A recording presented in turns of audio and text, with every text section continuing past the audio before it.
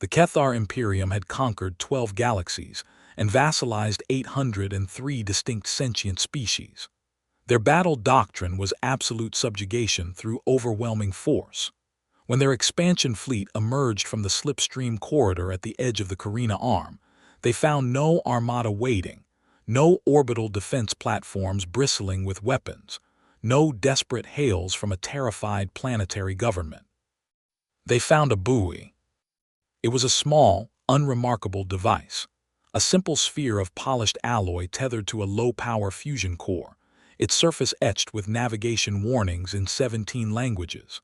Fleet Commander Thalric of the 7th Expansion Armada leaned forward in his command throne, the neural interface crown on his brow flickering as he accessed the tactical feed. His 4 hearts beat in steady, unhurried rhythm, the rhythm of a predator that had never encountered prey capable of resistance. "Analysis," he commanded. His intelligence officer, Valera, projected the buoy's data onto the main hololith. Cathari script spiraled across the display, translated by the Imperium's adaptive linguistic matrix. The message was simple, and it lacked any of the flowery diplomatic language or desperate pleading that typically accompanied first-contact border markers. Beyond this line lies the territory of the United Terran Systems. Trespassing will be met with proportionate response. This is not a threat. It is a statement of consequence. Thalric let out a rumbling sound that passed for laughter among his kind, a deep, subsonic pulse that made the deck plates hum. Proportionate response. They claim to measure their retaliation, arrogance from a species that hides behind automated warnings.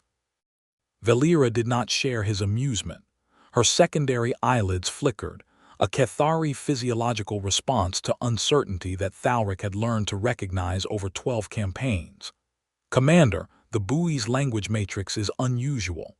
It translated our navigational frequencies before we broadcast. It anticipated our arrival signature. This species has studied us, potentially for a considerable duration. And yet they send a buoy instead of a fleet.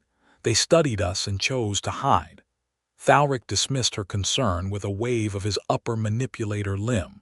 "The Carina Arm is rich in heavy element deposits. We will claim it for the Imperium before the galactic cycle ends. Deploy the Vanguard, ignore the buoy and proceed." 300 warships, ranging from nimble strike frigates to the massive world-breaker dreadnought Cathar's Fist, fired their primary drives and crossed the demarcation line. The buoy did not explode. It did not fire weapons. It simply continued broadcasting its message, now adding a timestamp of the incursion and a directional beacon pointing toward the nearest inhabited system. The Armada surged forward into human space, their sensor arrays sweeping for targets, their weapons primed for immediate engagement. They found exactly what Thalric expected to find: the desperate scrambling of a lesser species preparing a futile defense, the panicked chatter of civilians, the hurried mobilization of whatever inadequate military force these Terrans could assemble. Except that was not what they found. Part 2. The first system the Armada entered was designated KT-447 in Imperium Navigational Code. Human star charts, recovered later, called it New Copenhagen. It had been a thriving colony. Valera could see that much from the orbital infrastructure alone. 12 orbital habitats ringed a terraformed world of deep blue oceans and green continental masses. Massive shipyards hung in geosynchronous orbit, their construction gantry still holding the half-assembled frames of vessels that would never be completed. But there were no people. Automated traffic control systems acknowledged the fleet's presence with polite, synthesized voices in Catharic, offering landing vectors and customs clearance. The lights in the orbital habitats were on. Valera's tactical display showed operational fusion reactors, functioning life support, active weather control networks on the planet below. Every system was running at peak efficiency. And every settlement was empty. "No defense response," her subordinate reported, his voice carrying the tight, controlled tone of a soldier confronted with something outside operational parameters. No civilian broadcasts, no military channels, no emergency frequencies. The entire system is running on automation protocols. Valera accessed the station logs directly through her neural link. She was not a warrior by temperament. She was an analyst, a collector of patterns, and the pattern here was deeply wrong. The evacuation had occurred 42 standard cycles ago. The Cathar Imperium had not even begun planning its expansion into the Carina Arm 42 cycles ago. The humans had abandoned this system long before the Imperium decided to invade. She checked the other systems on their approach vector. All showed identical patterns, fully developed, meticulously maintained, completely empty. The humans had not fled. They had withdrawn, deliberately, systematically, as if following a script they had written long before the Imperium arrived on their border. Commander Thalric, Valera transmitted across the command channel, this sector was evacuated before our expansion plans were drafted. They anticipated our arrival, or something like it, decades in advance.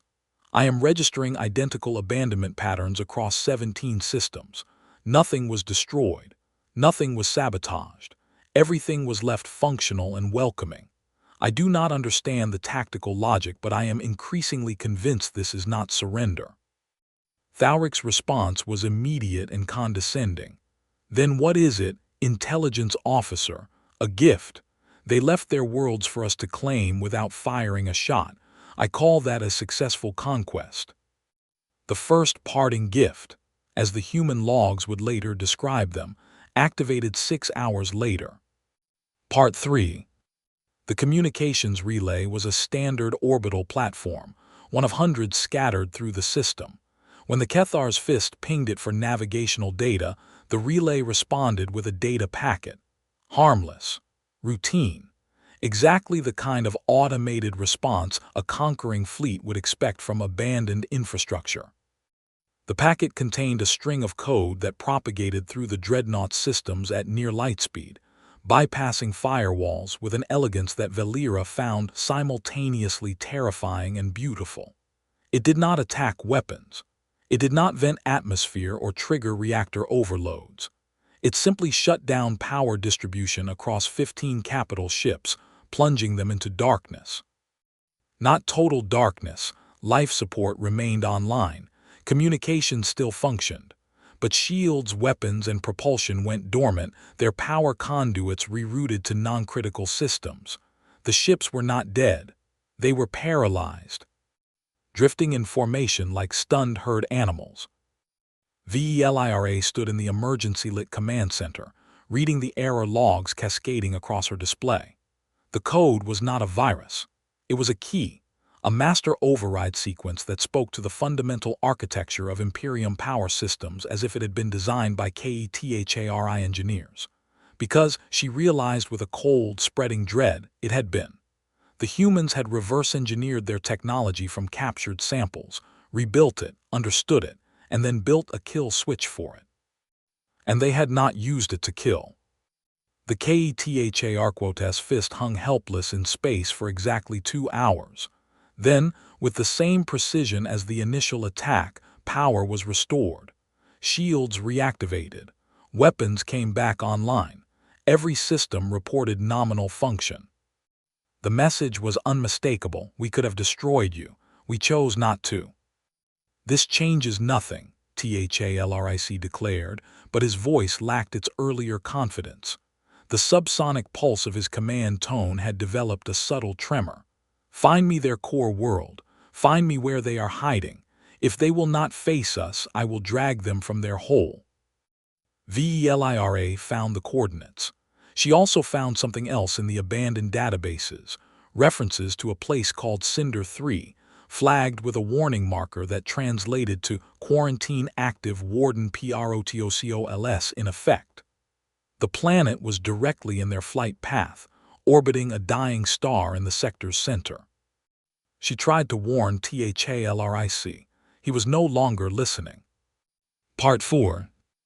Garrick Vance had been alone for 42 cycles, 3 months and 11 days. He knew the exact count because the Dusty Boot, his retrofitted salvage tug, maintained a running log on the bulkhead display above his cot. The ship was old, held together by patches and stubbornness, and it smelled of recycled air and engine grease, smells he had long stopped noticing. He received the automated alert while eating a reconstituted protein bar. The border buoy had registered a mass incursion, 300 vessels, KTHARI Imperium, based on the drive signatures. The containment grid had triggered its defensive protocols, shutting down a portion of the invading fleet without causing casualties. Standard deterrent response. GARRICK chewed his protein bar and watched the tactical data scroll across his display. The fleet was not turning back. They were pushing deeper, heading straight for Cinder 3. "Of course you are," he muttered to the empty cabin, "because why would you read the warnings?" He had known this day would come. Every warden knew. The posting was voluntary, and the psychological screening for wardens was rigorous. They needed people who could endure isolation, follow protocols without hesitation, and accept the weight of what they were guarding. GARRICK had been a deep space salvage operator before the wardens recruited him. Solitude was his natural habitat. But knowing the day would come did not make it easier. The Dusty Boot was not a warship. It had no shields, no weapons beyond a mining laser useful for cutting debris. What it had was a full-spectrum broadcast array jury-rig to interface with KTHARI communication systems, based on the same reverse engineering project that had built the kill switch. GARRICK had spent 42 cycles learning KTHARIC from the language databases, practicing until he could speak it like a native. He powered up the array and aimed it at the approaching fleet. "This is Sector Warden GARRICK Vance of the United Terran Systems, calling the KTHARI fleet currently trespassing in Quarantine Sector Alpha 9. You have disabled your own containment grid by triggering the defensive protocols. I need you to listen carefully, because what I'm about to tell you is going to sound like a threat, and it's not. It's a warning." He took a breath and spoke the words he had rehearsed thousands of times. "You didn't invade our territory. You stumbled into a prison." Part 5.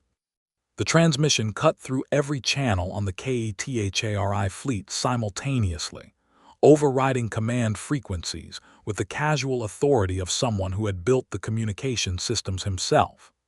VELIRA watched THALRIC Quotes' expression shift from fury to confusion as the human's words registered. On the main HOLOLITH, the face of the human appeared, unremarkable by KTHARI standards. Two forward-facing eyes, a single manipulator structure protruding from the center of his face, patchy fur growth on his scalp showing signs of GREY. He looked tired. He looked, VELIRA thought with a strange pang of recognition, exactly like an intelligence officer who had spent too many cycles staring at data that meant nothing good. "My name is GARRICK Vance," the human continued. "I'm the warden assigned to this sector. What that means is that I'm the person responsible for making sure what's buried on Cinder 3 stays buried. You triggered the automated shutdown when you crossed the border. The system assumed you were a threat to containment, not an invasion force. The grid that was keeping the shade locked down is now running on my backup protocols. And those protocols are not designed for a 300-ship fleet trampling through the perimeter." THALRIC finally found his voice. "You expect me to believe that you, a single human in a salvage vessel, are the only defense this sector has?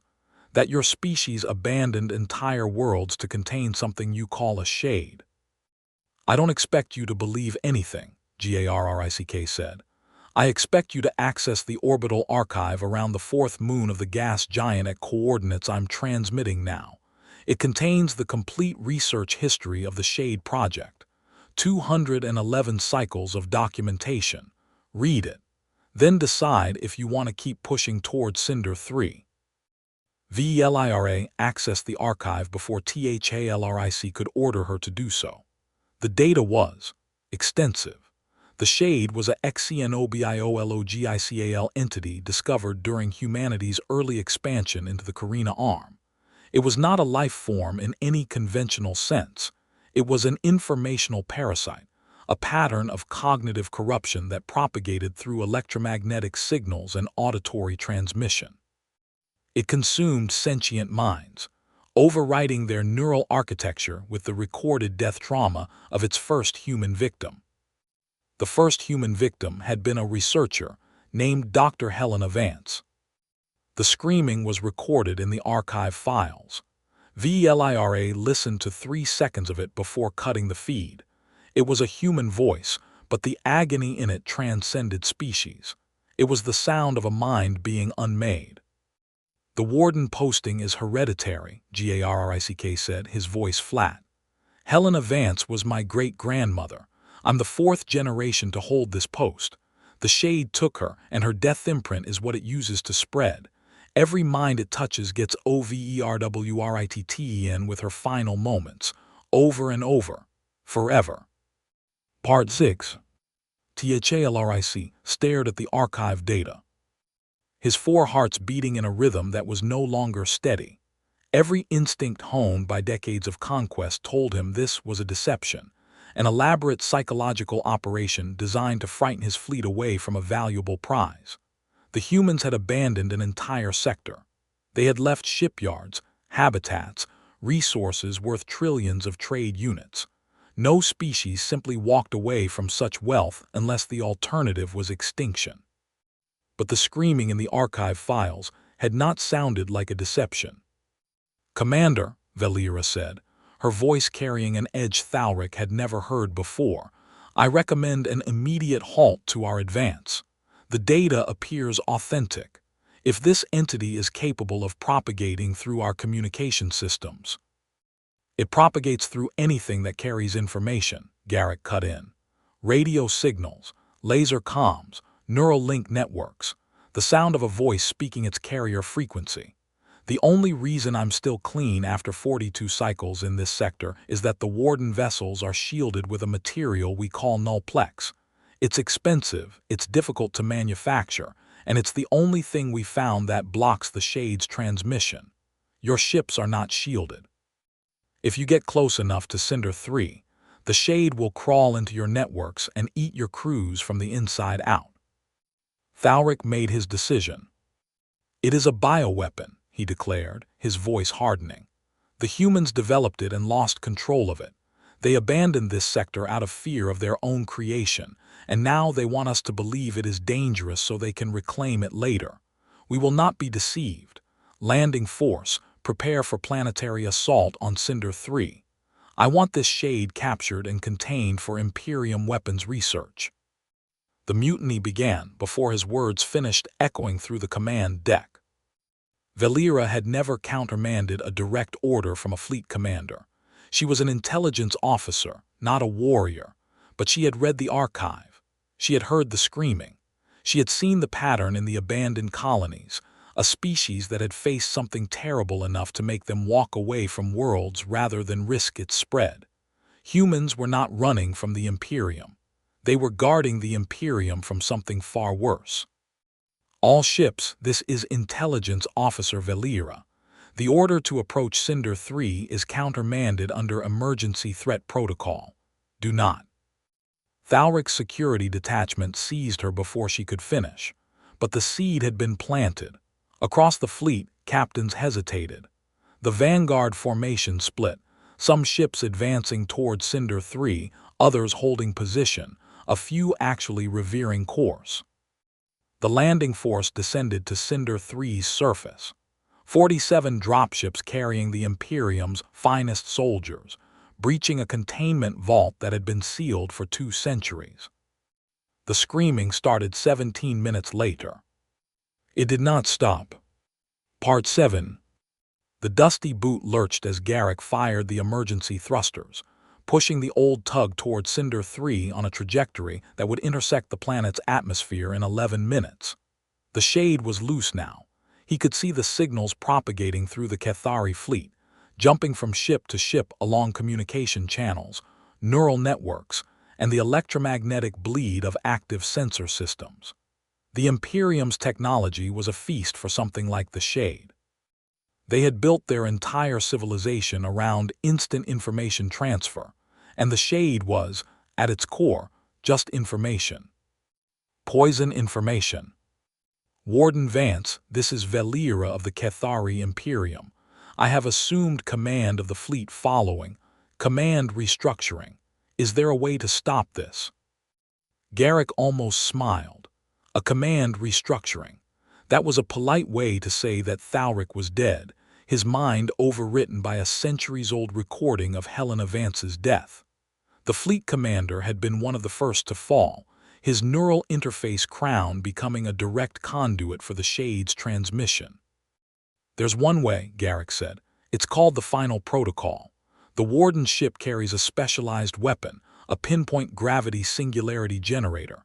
It's designed to collapse a volume of space roughly the size of a small moon into degenerate matter. If I detonate it at the right depth in Cinder 3's crust, it will compress the Shade's physical anchor into something about the width of a molecule. It won't kill the Shade, you can't kill an idea, but it will contain it, permanently. And you, Velira asked. The singularity doesn't distinguish between the Shade and the Warden. That's the point. The Warden's neural pattern acts as bait. The Shade can't resist a human mind, especially one genetically related to its first victim. It'll converge on me. When I trigger the device, I take it with me. The silence on the channel stretched for 3 heartbeats. There must be another way, Velira said. There isn't, and before you start feeling guilty, this was always the plan. I'm the 4th generation of Wardens. My father trained me for this. His mother trained him. It ends with me, one way or another. Garrick adjusted his trajectory, the dusty boot shaking as it hit the upper atmosphere. But there's something you need to understand, and I need you to carry this message back to your Imperium. Can you do that? Anything. The warning on the border, the buoy you ignored, it wasn't a threat. It was a promise, proportionate response. You crossed the line, so the line responded, not with weapons, not with armies, with the truth of what we're guarding out here. He paused, watching the cloud tops rush up to meet him. Humanity didn't abandon this sector because we're weak. We abandoned it because we're responsible. We made a mistake, we created something terrible, and we've spent 2 centuries making sure no one else pays for it. That's who we are.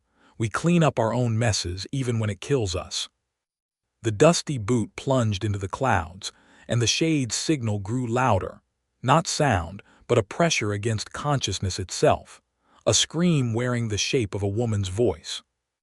One last thing, Garrick said. Tell them Helena Vance says hello. He triggered the singularity. Part 8. The implosion was silent, perfect, and absolute. From the surviving Cathari ships, it appeared as a sphere of darkness that existed for less than a heartbeat, a space where light could not escape, where matter was compressed to densities that defied physics. Then it collapsed, folding in on itself, and Cinder 3's northern hemisphere was simply different, smoother, a geological scar that would remain for 1 billion years. The screaming stopped. The infected Cathari soldiers on the planet's surface were already dead, their neural architecture overwritten, their bodies reduced to biological shells that the Shade had used as transmission relays. The ships that had been contaminated went silent. Their crews lost to Helena Vance's eternal death loop, but the spread halted. The Shade's transmission source was gone, compressed into a layer of degenerate matter thinner than a thought. Velira stood in what had been Thalric's command center, now hers by grim inheritance. 147 ships remained operational. 153 were silent tombs, their crews lost in the 18 minutes between the vault breach and Garrick Vance's sacrifice. The cost of pride, the price of ignoring a warning. A signal reached the fleet. It came from the border buoy, the same one they had dismissed as the posturing of a lesser species. But this was a different message, one triggered only by the termination of a Warden's life beacon. The territory of the United Terran Systems extends beyond this point. If you are hearing this, A warden has fallen in defense of the line. Humanity does not forget its dead. Leave. Do not test our grief. Valera transmitted a single command to the surviving fleet: full retreat to Imperium space. Then she added a navigational designation for the sector, to be logged in all Imperium charts and transmitted to every ship in the Armada. Humanity's wake. As the ships turned to depart, Valera accessed the archive one final time. She pulled up the image of Garrick Vance, not the tired, gray-haired warden she had spoken to, but a younger version from a file dated 42 cycles ago. He had been smiling. He had been holding a child, a small human girl with dark hair and serious eyes, and the file metadata identified her as a candidate for warden training. A fifth generation. The child was not in the sector. The archive listed her as having been transferred to a secondary warden facility 2 cycles before the evacuation. Garrick Vance had not been the last line of defense. He had been the 4th. And somewhere out there, the 5th was waiting, trained, prepared. The Imperium had crossed a line they did not understand. They had lost a fleet commander, 153 ships, and thousands of soldiers to a threat they had been warned about. But the true cost, Valera realized, was the knowledge now burned into Cathari consciousness. Humanity was not a species to conquer. They were a species that guarded nightmares. And the nightmare on Cinder 3 was just one of many. Valera set course for the Imperium core worlds, carrying a message that would change Cathari expansion policy forever. Behind her, the buoy continued its broadcast, its simple warning now carrying the weight of proven consequence. Trespassing will be met with proportionate response. The line held. The warden's duty was done. The 5th generation was waiting.